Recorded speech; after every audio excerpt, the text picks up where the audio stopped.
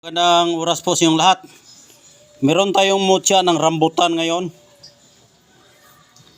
Ngayon lang ito nakuha, araw po ngayon ng Biyernes. Kaya bibidyohan ko sa inyo kung ito ba ay tunay na mutya ng rambutan. Dahil kanina inopen ko yan, nakakain ako ng buto ng rambutan na nagiging bato po ang kanyang laman. Kaya yan po, maraming rambutan dito at yung laman niya may isang piraso na nagiging bato.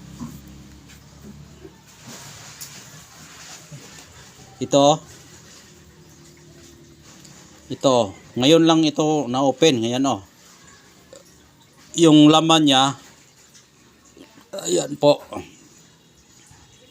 nagiging bato po yung laman ng rambutan. Dito yan galing.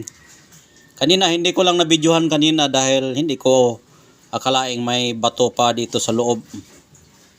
Pag open ko ganon, imbis kinagat ko na ito, ayan, kinagat ko na sana yan, nagiging bato na po yan. Ayan. Kaya napakaganda pong mutya yan.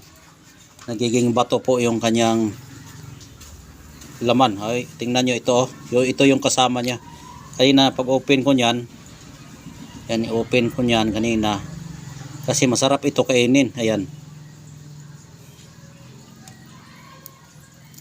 Yan yan Pag open ko kanina, bato po yung laman. Ayan. Ayan. Ito po yung laman niya, nagiging bato. Tingnan nyo yung hindi nagiging bato. Yan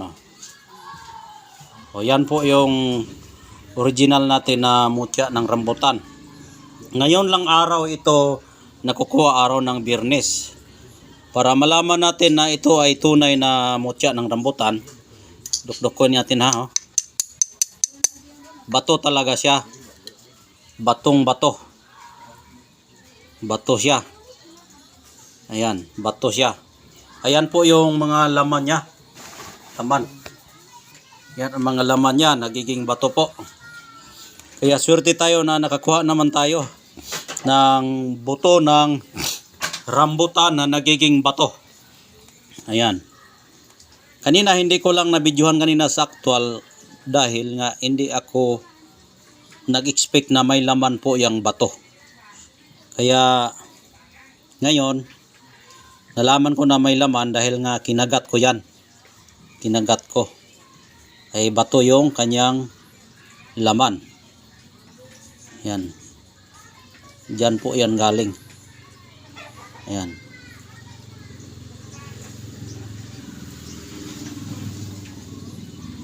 Ganyan po yung forma niya.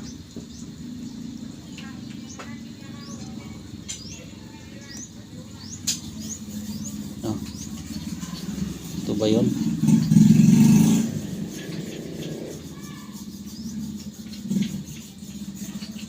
Saan na yun?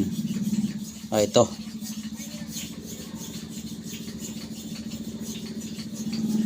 Ayan. Tapos yung isa, ito.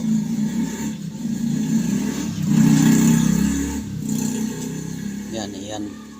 Yan po yung bato.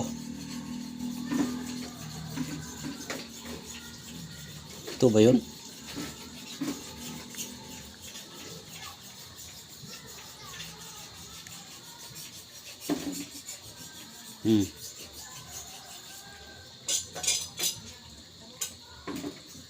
Yan po yung bato. At ito rin ang kanyang yung hindi bato. Yan.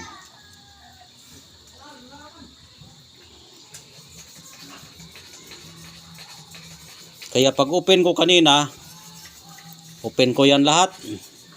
Pag kainin ko na sana ito, maliit lang siya dahil nga nagiging bato na siya. Ayan po yung laman niya. Ayan. Kahit sino naman hindi makapag-actual ng video kung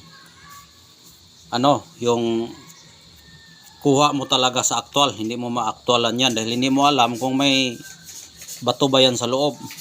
Ayan po yung buto niya na nagiging bato. Pukpukin talaga natin yan kung siya ba ay legit. Matigas siya. Matigas siya. Ayan o.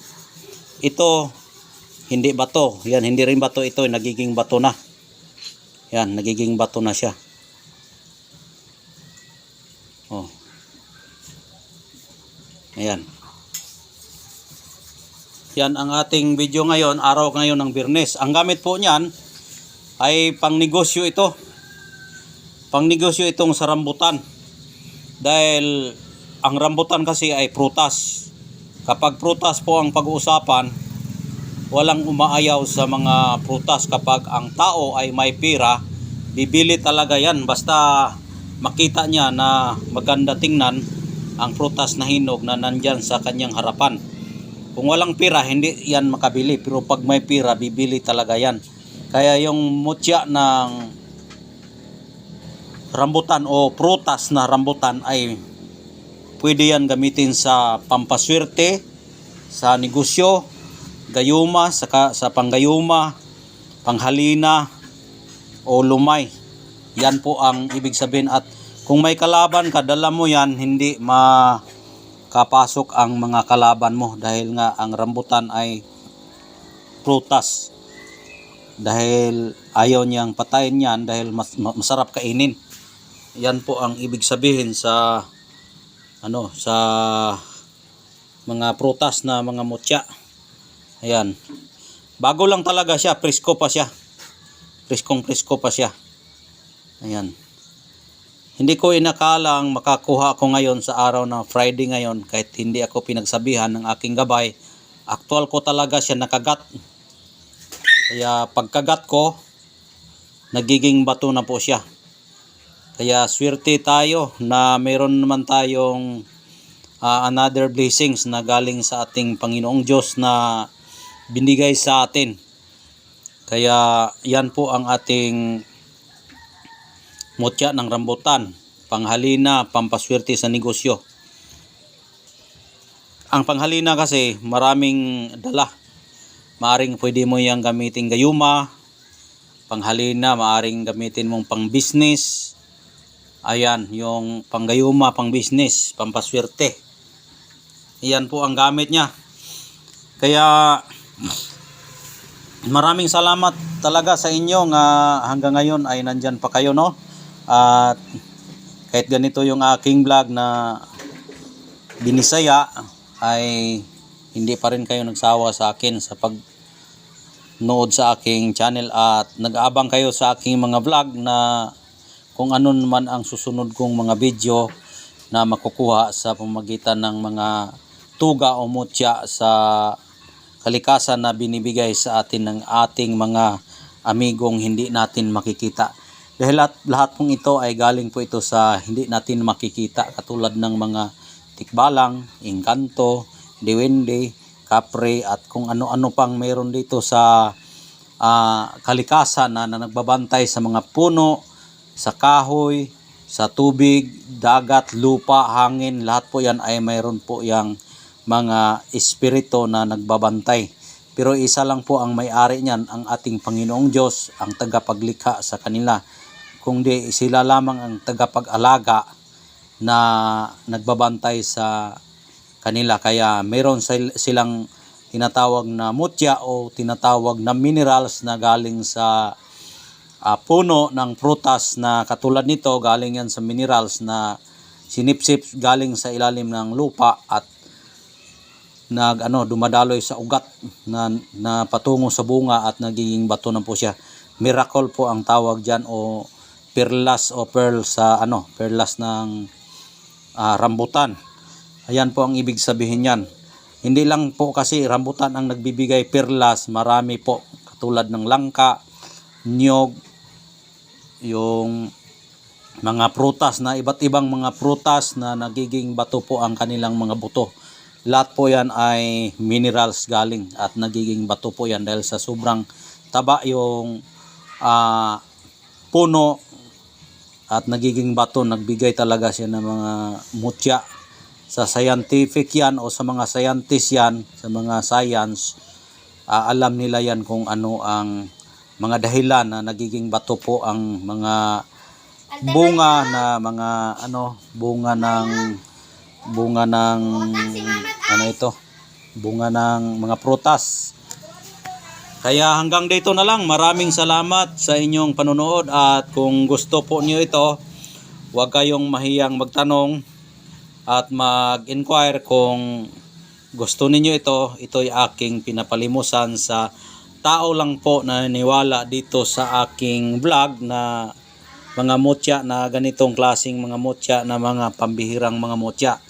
Dahil alam ko po ay naghahanap po kayo ng mga tunay na mga mutya, dahil marami na po ngayong mga antingero halos ipamigay na yung kanilang mga bato.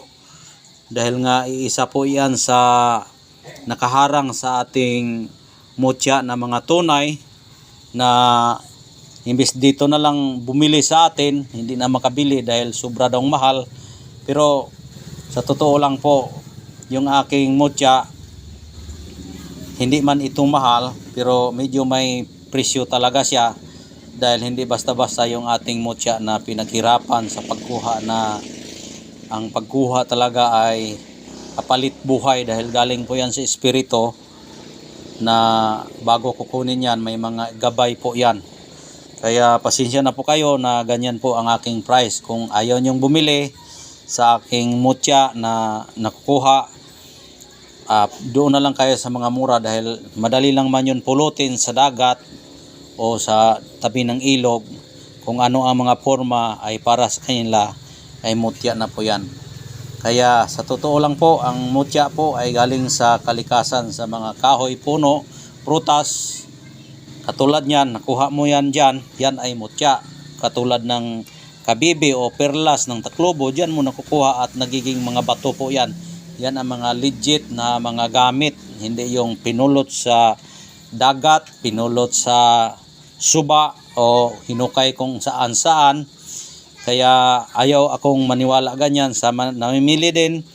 Ito mura, bilhin natin to, baka ito ang makaswerte sa atin. Kaya go lang kayo kung ano ang gusto niyo na mga mutya na magustuhan niyo, dahil nga sa bawat katawan ng tao ay naghahanap talaga ng gamit na pinaka-the best. Dahil yung gamit kasi na pinaka-the best, kung baga yung sa itak pa yan, yung pinakamatalas na gamit ang dadalhin na tunay at pinakamahait talaga na makaputol na mga gamit.